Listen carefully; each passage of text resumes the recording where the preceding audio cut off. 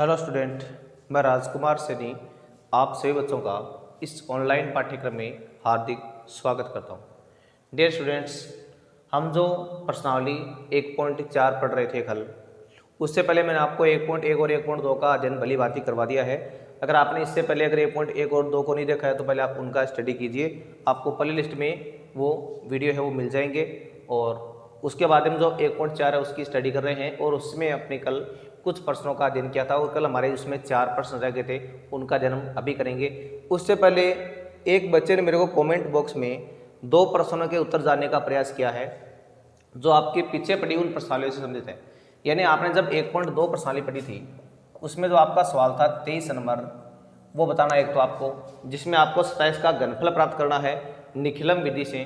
तो देखिए इसको हम कैसे करेंगे, यानी 27 का घनफल करना आपको निखिलम विधि से। तो देखो आपको यहाँ पर मानना है आधार, जो मेरे पास यहाँ पर आधार है वो कितना हो गया है 10 हो गया है, और उपाधार मेरे पास कितना हो गया है 20, और जो मेरे पास उपाधार अंक है वो मेरे पास कितना आ रहा है, वो आ रहा है 2। और यहाँ पर देखो इसमें आप 27 है तो आप इसमें 2 को भी मान के ले चल सकते हो, आप इसमें 30 भी मान के वैसे ले सकते हो। मैं देखो इसमें 20 को माना हूँ, ठीक है ना। अब देखो मेरे पास यहाँ पर विचलन कितना आ रहा है, विचलन आ रहा है मेरे पास कितना 7 का आ रहा है, ठीक है। अब देखो आपको लिखना है घनफल बराबर, तो देखो घनफल का मतलब आप लिखेंगे यहाँ पर निखिलम विधि से 27 का क्यूब करना। आपको फॉर्मूला मैंने लिखवा रखा, आपको उपाधार का स्क्वायर ब्रैकेट संख्या प्लस विचलन गुणा 2 ओब्लिक उपाधार गुणा 3 गुणा विचलन का स्क्वायर ओब्लिक विचलन का क्यूब, ये फॉर्मूला आपने पढ़ा है। अब देखो यहाँ पर उपाधार अंक की बात करें आप, ठीक है ना, उपाधार वो नहीं आपका उपाधार अंक की बात करें, ठीक है ना, उपाधार अंक का स्क्वायर। तो मेरे पास यहाँ पर उपाधार अंक कितना आ रहा है 2 आ रहा है, तो लिखना पड़ेगा 2 का स्क्वायर। उसके बाद में संख्या 27 है प्लस विचलन आ रहा है कितना 7, और साथ में गुणा में लिखना आपको कितना 2 लिखना है, फिर लिखा जाए आपने ओब्लिक। अब देखो आपको उपाधार वापस लिखना है, कितना आएगा 2 आएगा, उसके बाद में 3, फिर विचलन का स्क्वायर यानी 7 का स्क्वायर, और बाद में आएगा 7 का क्यूब। तो ये आपने अभी जो सारी संख्या है वो फॉर्मूले के अनुसार आपने सारा मान है वो रख दिया है। अब इसको सरल करने का तरीका देखिए आगे।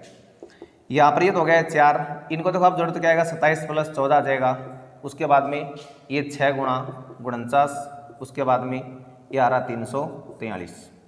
और जब आप इसको आगे सरल करते तो आप पास मान आएगा 4 इंटू कितना, ये 11 से लेकर ये भी 3 हो गए 4, और उसके बाद में ये हो गया मेरे पास 6 9 की 63, फिर आ रहा है 6, सॉरी कितना बोले अभी 6 9 के 54 हो गए ना 54, फिर असल आ रही कितनी 5, और 6 चौक 24 और 5 कितने हो गए 29 हो गए, तो 294। उसके बाद में मेरे पास क्या आ रहा है 343 आ रहा है। अब देखिए आपको आगे क्या करना है, आगे आपको देखो इनको हल करने के लिए ऐसा करना है कि जो आपका यहाँ पर ये माना वो तो कितना हो जाएगा 4 एकम 4, फिर 4 चौक 16, और ये आ रहा है 294, और ये आ रहा है 343। फिर देखो आपका यहाँ पर आधार कितना है, आधार आपने इसका 10 माना है। जब आधार 10 माना है तो इसका मतलब सारी संख्याएं आपकी सिंगल डिजिट के रूप में आएगी, और उनको आपको कैसे लिखना है, यानी ये इधर आ जाएगी संख्या आपकी, फिर ये इधर आ जाएगी।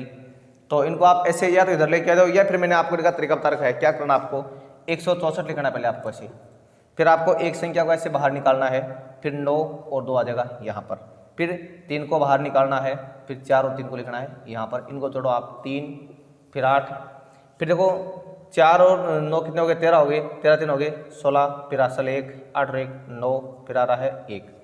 तो ये संख्या आपकी क्या देगी अभी यहाँ पर जो संख्या आपकी है वो आ गई 19,683। तो इस तरह से आप जो इसका घनफल है वो आप प्राप्त कर सकते हैं। तो ये आपने भी क्या सीखा है, जो 27 था उसका आपने घनफल करना सीखा है। अब इसी श्रृंखला में देखिए इसमें एक पार्ट बच्चे ने और पूछा था, जो 24 नंबर पार्ट है उसके बारे में भी उस बच्चे ने पूछा था। तो 24 नंबर पार्ट को आप एक बार फिर से और देखिए। तो देखो अगर हम देखो 24 नंबर पार्ट की बात कर रहे हैं तो देखो मैं यहाँ पर 24 नंबर पार्ट है उसकी संख्या लिख रहा हूँ, क्या है उसकी देखो संख्या आपके पास आ रही 395 मारी है, यानी 24 नंबर जो पार्ट आपके पास है उसमें आपके पास संख्या क्या आ रही है 395 मारी है। अब आपको 395 क्या करना है, क्यूब करना है, किस विधि से, निखिलम विधि से। तो आप यहाँ पर विधि काम दे रहे कौन सी, निखिलम विधि, और उसका फॉर्मूला आपको पहले से पता है कौन सा, घनफल बराबर उपाधार स्क्वायर ब्रैकेट में संख्या प्लस विचलन गुणा 2 ओब्लिक उपाधार इंटू 3 इंटू विचलन का स्क्वायर ओब्लिक विचलन का क्यूब, ठीक है। अब देखो सबसे पहले मैं क्या करूँगा, इसमें आधार मानना है मेरे को। तो देखो संख्या आपकी 3 अंकों क्या रहना, तो आपको यहाँ पर आधार क्या मानना पड़ेगा, 100 मानना पड़ेगा। और यहाँ पर जो आपका उपाधार है वो कितना आ गया है, 400, क्यों संख्या 400 के नज़दीक है। फिर आपका जो यहाँ पर उपाधार अंक है वो कितना देगा, 4 आ जाएगा। अब देखिए जब आप इसका घनफल निकालेंगे, यानी आपको 395 का जब क्यूब करना है, तो देखो इस फॉर्मूले में आपको सारा मान रखना है। तो पहले मेरे पास इसमें चलो आप विचलन और लिखो, विचलन कितना आएगा आपका, या जो आपका विचलन वो आएगा -5, क्यों संख्या आपकी 400 में से -5 है, वो भी कम पड़ रही है, तो यहाँ पर विचलन आपका कितना हो गया, -5। अब देखो सूत्र में आपको सारा मान रखना है। तो उपाधार का स्क्वायर यानी मेरे पास आ गया 4 का स्क्वायर, फिर ब्रैकेट में आ रही है संख्या, और संख्या मेरे पास है 395, फिर प्लस विचलन यानी आ रहा है -5 इंटू में 2, फिर ओब्लिक, उसके बाद में उपाधार लिखना आपको कितना, उपाधार अंक आपका आ गया 4, फिर 3, और बाद में विचलन का स्क्वायर यानी मेरे पास क्या देगा, -5 का स्क्वायर आ गया है। उसके बाद में आ रहा है -5 का क्यूब। यानी फॉर्मूले के अनुसार आपने सारा का सारा मान है वो इसमें रख दिया है। अब देखो इसको सरल कैसे करना है उसका तरीका आगे। ये 395 यहाँ पर, तो ये 16 हो गया मेरे पास अभी यहाँ पर, ये 395 और ये -10। उसके बाद देखो मेरे पास क्या आ रहा है, फिर मेरे पास यहाँ पर आ रहा है 4 या 12 इंटू -5, यानी कितना हो गया, 25 हो गया, ये गुणा करने इसका स्क्वायर करने पर 25 आ रहा है, प्लस में फिर आ रहा है -125। अब देखो 16 को रखना आपको सेम, इनको जब आप घटाएंगे तो आपके पास मान आएगा 385, फिर यहाँ पर आ रहा है 12 पंजे 60, असल 6 आ रही है मेरे पास, फिर 12 24 अच्छे कितने हो गए, 30, 300 हो गया, फिर आ रहा है -125। अब देखो इनको देखो जब आप दोनों को गुणा करेंगे तो आपके पास देखो क्या देगा, यानी इनको चलो आप अलग से गुणा कर लो एक बार। 385 को आपको क्या करना है, 16 से गुणा करना है, तो 6 पंजे 30, 3 6 8 48 और 3 कितने हो गए, 51, फिर 5, और फिर बाद में कितना आ रहा है, 6 3 18 और 5 कितने हो गए, 23 हो गए हैं। अब एक से कराएंगे आप, तो 5 8 और ये 3, इनको जोड़ना है 0 6 11 अस्सी 1 5 और 1 6, यानी ये मेरे पास कितना आ रहा है अभी, 61 60 आ रहा है। तो आप यानी देंगे कितना, 61 60, और उसके बाद में आ रहा है 300, उसके बाद में आ रहा है -125, ठीक है ना। इनको अब आपको यहाँ दिखाने की जरूरत नहीं है, ये केवल आपको गुणा करके मैंने दिखाया था। अब देखो दूसरी बात, मैंने बता दिया कि संख्या कभी भी आपकी ऋणात्मक नहीं आनी चाहिए, जबकि यहाँ पर संख्या क्या आ रही है आपकी, बिल्कुल ऋणात्मक आ रही है। अब ऋणात्मक संख्या आने का मतलब आपको क्या करना पड़ेगा, इसको धनात्मक करना पड़ेगा, और इसको धनात्मक करने के लिए आप क्या करेंगे, यानी इसको तो रखना आपको एक बार सेम, इसको धनात्मक करने के लिए आप एक अंक इधर लाएंगे। तो एक अंक अपने आधार यानी 100 के बराबर बनेगा, तो 100 से तो काम चलेगा नहीं, हमें यहाँ पर 2 अंक लाने पड़ेंगे इधर, तो यहाँ तो बचेगा 298। जब आप 2 अंक इधर लाए तो उनका बन गया मान 200 माइनस का 125, फिर यहाँ तो आ रहा है मेरे पास 61 60, और यहाँ पर आ रहा है 298, उसके बाद में यहाँ पर मेरे पास कितने आ गए हैं, 75 आ गए हैं। फिर देखो दूसरी बात, मैंने आपको ये बता रखा है कि जो संख्या है आपको जब आधार 100 हो तो सबको डबल रखना आपको, तो इस 2 को आप इधर लेके आएंगे तो मान आपका देगा 61 62, और उसके बाद में 98 और 75। अब सीधा आंसर आ जाएगा आपका कितना, 61 62 98 और 75। तो ये संख्या आपने क्या प्राप्त कर ली है, तो इसका घनफल था वो आपने प्राप्त कर लिया है। कितने का घनफल, यानी 395 है उसका क्यूब आपने प्राप्त कर लिया है। तो ये दोनों तो वो सवाल थे जो एक बच्चे ने मेरे को कमेंट बॉक्स के द्वारा पूछे थे, तो मैंने उन प्रश्नों का आपको आंसर दिया है। अब हम आगे अपनी जो प्रश्नावली 1.4 है उसमें चलते हैं, और उसमें आपने कल एक तो 4 फॉर्मूलों की सहायता से कोई भी जो समीकरण होती है बीजीय उनको हल करना सीखा था।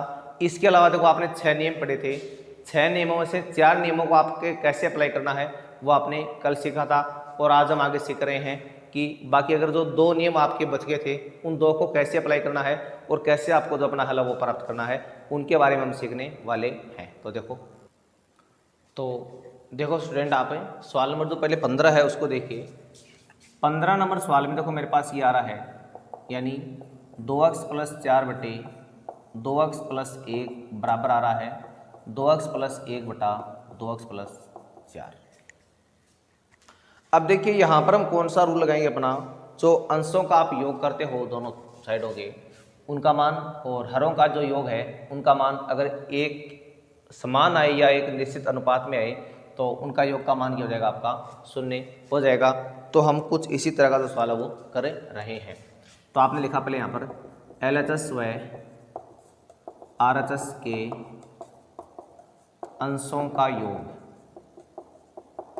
बराबर मेरे पास क्या आएगा, 2x + 4 + 2x + 1, यानी मेरे पास मान आ रहा है कितना, 4x + 5। मैंने जब LHS और RHS के अंशों का योग किया तो मेरे को मान कितना प्राप्त हुआ, 4x + 5। इसी तरह मैंने लिख दिया LHS व RHS के हरों का योग। जब आप हरों का योग करेंगे तो आपके पास मान आएगा 2x + 1 + 2x + 4 बराबर आ रहा है 4x + 5। अब देखिए मैंने आपको नियम बता रखा है, एक नियम कि जब LHS व RHS के अंशों का योग तथा LHS व RHS के हरों का योग दोनों अगर आपके समान आ जाएं या एक निश्चित अनुपात में आ जाएं। अब देखो यहाँ पर दोनों शर्त है, ये दोनों समान भी आ सकते हैं, एक निश्चित अनुपात में भी आ सकते हैं। अब देखो अनुपात का मतलब क्या होगा कि ये मान लो इसके बराबर नहीं आता ये मान, तो आपका मान ये क्या आता, ये आपका मान ऐसे आ सकता था 8x + 10 भी ये मान आपका आ सकता था। अब अनुपात का मतलब जब आप इसमें अचर पद को कॉमन लेंगे बाहर दो को, तो आपका मान बचेगा 4x + 5, यानी जब आप ये दोनों आपके मेन जो गुणनखंड क्या बने, आपके दोनों समान बने, ठीक है ना। ये तो ये एक निश्चित अनुपात में आ गया आपका 1:2 की फॉर्म में। तो ऐसी भी कंडीशन आपके पास आ सकती है, ये दोनों डायरेक्टली बराबर भी आ सकते हैं और ये दोनों एक निश्चित अनुपात में भी आ सकते हैं। तो इन दोनों शर्तों को आपको ध्यान में रखना है। यहाँ तो हमारे पास दोनों मान बिल्कुल क्या आ रहे हैं, बराबर आ रहे हैं। तो आपको लिखना पड़ेगा चूंकि LHS व RHS के अंशों का योग LHS व RHS के हरों के योग के बराबर है, तो इसलिए आप क्या मानेंगे, इसलिए आप इनमें से किसी का योग क्या मान लेंगे, आप 0 मान लेंगे। यानी इसलिए आपने लिख दिया 4x + 5 बराबर क्या आ गया, 0। 4x बराबर आ रहा है -5, x आएगा -5/4। तो ये अभी आपने क्या प्राप्त कर लिया है, जो अक्ष है उसका मान आपने प्राप्त कर लिया है। तो प्यारे बच्चों ये था हमारा सवाल नंबर 15। अब देखो आप आगे सवाल नंबर 16 का और देख लो। मैं आपको इसके दोनों पार्ट ही करवा देता हूँ, ठीक है ना। तो देखिए आप सवाल नंबर 16। अब देखिए अगर हम 16 नंबर सवाल की बात करें तो मैं इसको यहीं कर लेता हूँ, सवाल नंबर 16 को हल कैसे करना आपको। तो देखिए इसमें आप 16 नंबर सवाल में आपके पास संख्या है 3x + 2 बटा 5x + 7 बराबर आ रहा है x + 1 बटा 3x - 1। अब देखो आपने क्या लगाया यहाँ पर, LHS व RHS के अंशों का योग।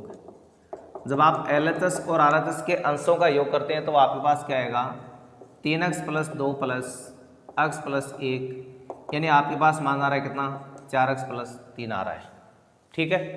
उसके बाद में क्या करना आपको, LHS व RHS के हरों का योग करना आपको। LHS व RHS के हरों का योग, और जब आप हरों का योग करेंगे तो आपके पास आएगा 5x + 7 + 3x - 1, तो आपके पास मान आएगा 8x + 6।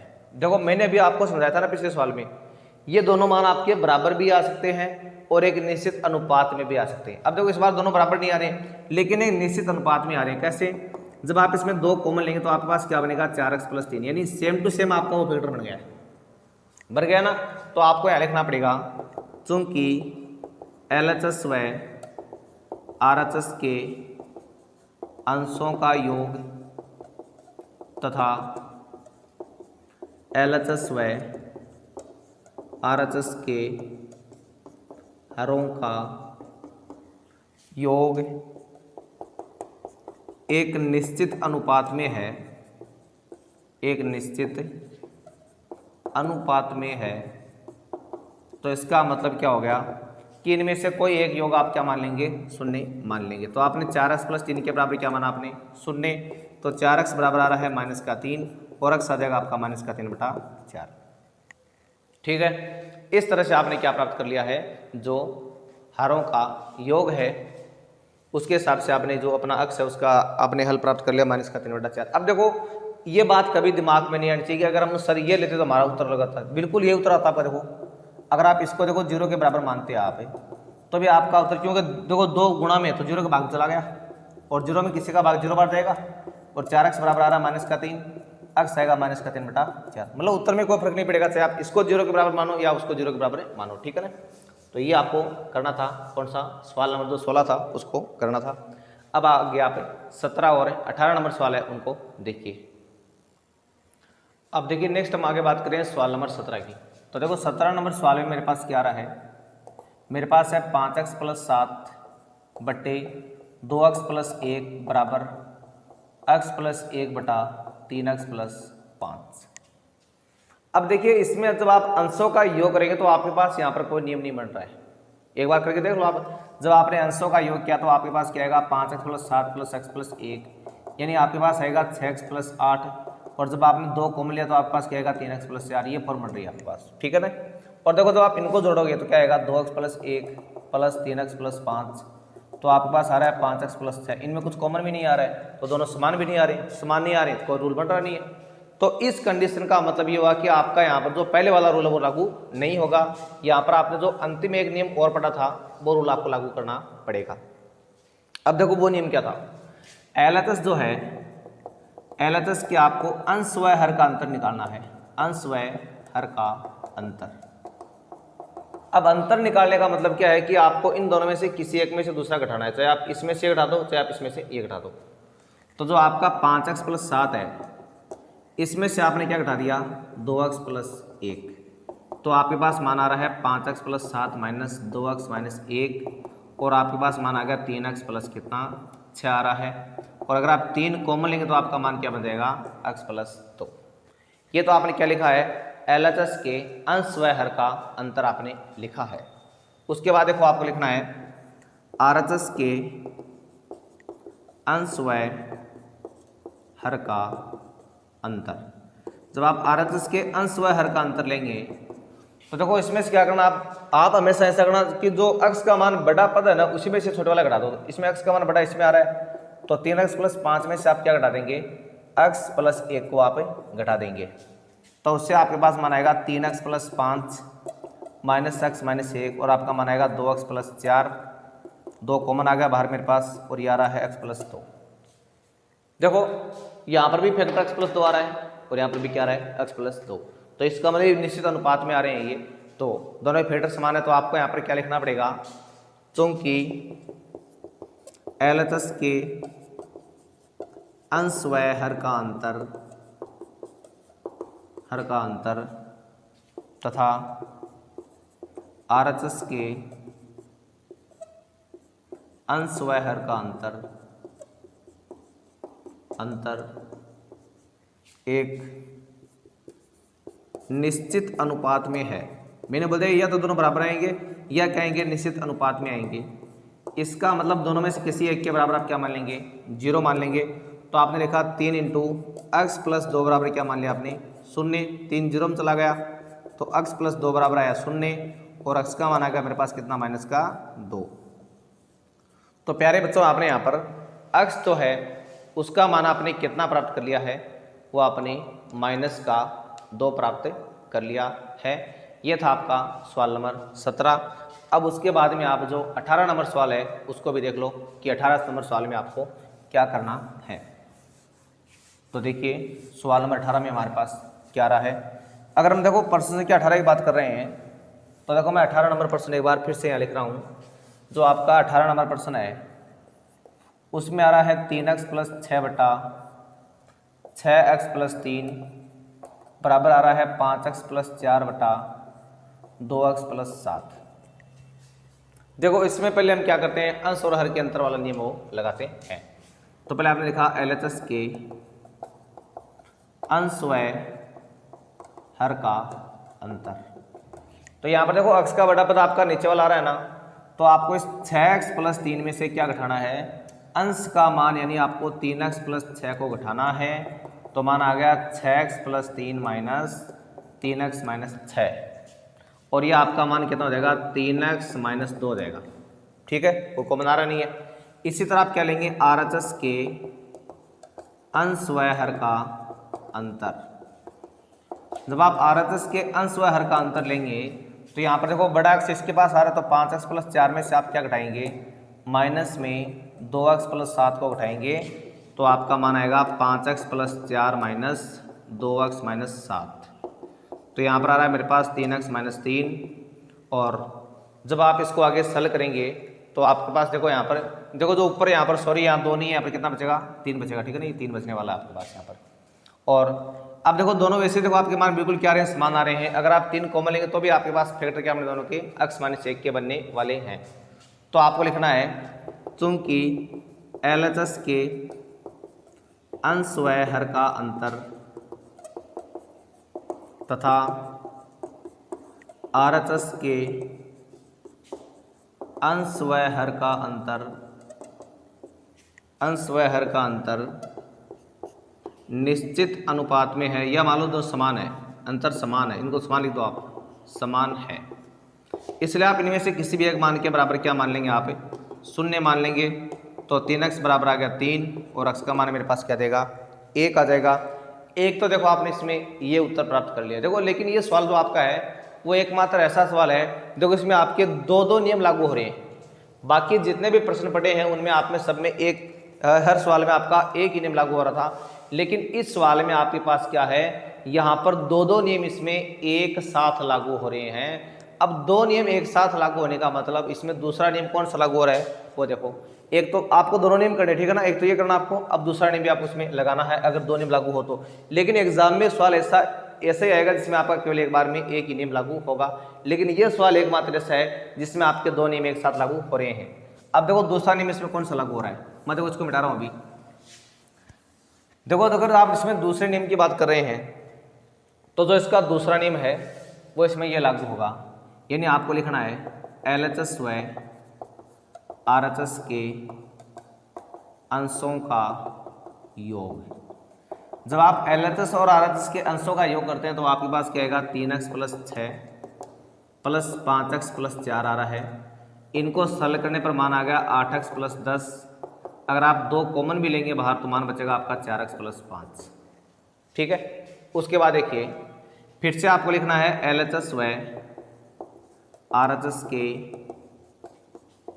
हरों का योग। जब आप हरों का योग करेंगे तो आपके पास आएगा 6x + 3 प्लस में 2x + 7। और जब आप इसको आगे सरल करते हैं तो आपके पास मान आएगा 8x + 10। तो देखो वैसे ही देखो आपके दोनों मान तो यहीं बराबर आ गए। अगर आप कॉमन भी लेंगे तो अभी आपके पास फैक्टर क्या बनने वाला है, वो का वो फैक्टर बनेगा कौन सा, 4x + 5 वाला। तो मैंने बोल दिया कि आपके पास इसमें ये नियम भी लागू हो रहा है। तो आप यहाँ पर क्या लिखोगे, आप लिखोगे LHS के व RHS के अंशों का योग LHS व RHS के हरों के योग के बराबर है या निश्चित अनुपात में। लेकिन आपको तो बराबर मिलेगा यहाँ पर। इसका मतलब इनमें से किसी भी एक मान को आप क्या मान लेंगे, 0 के बराबर मान लेंगे तो आपका मान क्या आ रहा है, 0 आ रहा है। अभी जो मेरे पास 4x + 5 है उसका मान आ गया 0 और 4x बराबर आ गया -5, x आ जाएगा -5/4। ये आपने क्या प्राप्त कर लिया है, जो इसका सॉल्यूशन है वो आपने प्राप्त कर लिया है। तो इसमें आपके 2 उत्तर आएंगे। एक तो उत्तर आया था आपका 1 वाला और एक उत्तर आपका आ गया -5/4 वाला। तो डियर स्टूडेंट्स, आज हमने ये जो प्रश्नावली पहली है उसको हमने कंप्लीट कर लिया है। अब आपको इस प्रश्नावली से अगर आपको कोई और भी दिक्कत हो, कोई समस्या हो तो आप मेरे को कमेंट बॉक्स में लिख के बता सकते हो। अब हम जो आगे नेक्स्ट अपना टॉपिक स्टार्ट कर रहे हैं वो आपको त्रिकोणमिति के बारे में पढ़ेंगे। त्रिकोणमिति एक देखो थोड़ा सा टफ टॉपिक होता है, तो उसको अगर आप थोड़ा सा पूरी मन से रुचि लेकर के अगर आप उसको पढ़ोगे तो आपको बिल्कुल ईजी लगने लग जाएगा। आप उसको अंगुलियों पर याद कर लेंगे। तो इस तरह से आपको वो टॉपिक मैं पढ़ाने वाला हूँ। तो तब तक के लिए आपको क्या करना है, इस पहले टॉपिक का अच्छे से रिवीजन करना है। और साथ में अगर आपको कोई प्रकार की दिक्कत हो, समस्या हो तो आप मेरे को कमेंट बॉक्स में लिख के बता दिया करो। आप मतलब कोई भी प्रश्न में आपको दिखते तो एक तो आपको मतलब कमेंट बॉक्स में लिखने से आपको कोई शर्म नहीं करनी है। किसी भी प्रश्न में आपको समस्या है तो आप मेरे को तुरंत कमेंट बॉक्स में लिख दिया करो, और मैं हर संभव आपके जो कमेंट आते हैं उनको पढ़ता हूं, और जिस बच्चे की जो समस्या होती है प्रश्न संबंधित उसका हम अगले वीडियो में समाधान करने का पूरा प्रयास करते हैं। तो ये आपको ध्यान में रखना है। और साथ में अगर आपने किसी बच्चे ने चैनल को अगर लाइक और सब्सक्राइब नहीं कर रखा है तो वो कृपया इसको लाइक और सब्सक्राइब अवश्य कर ले, ताकि आपको जब भी भविष्य में नया वीडियो हो अपलोड तो आपको उसके पास तुरंत ही आपके पास उसका जो नोटिफिकेशन है वो पहुंच जाए। तो आज के लिए हम बस इतना ही पढ़ेंगे, बाकी बातें हम अगले नेक्स्ट वीडियो में करेंगे। तब तक के लिए आपको नमस्कार, धन्यवाद।